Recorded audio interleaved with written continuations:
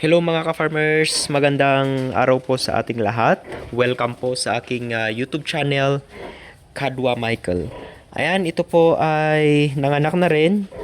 Bali, 12 heads.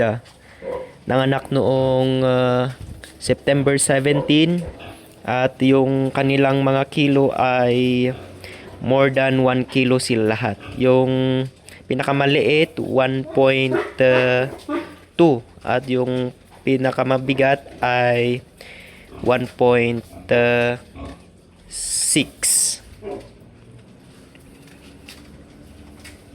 At itong unang nanganak naman ay bali 5 days na lang or 7 days ay pwede nang iwalay itong mga biik na to. At alam na nilang kumain.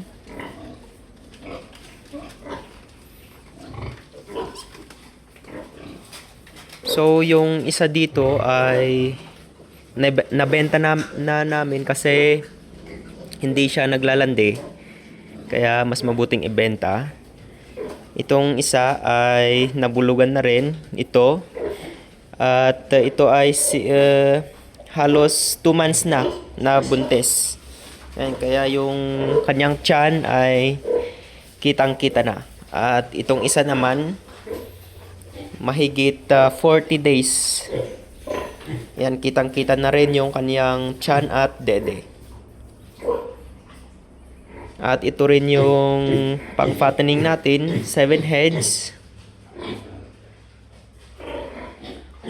At ito yung junior boar.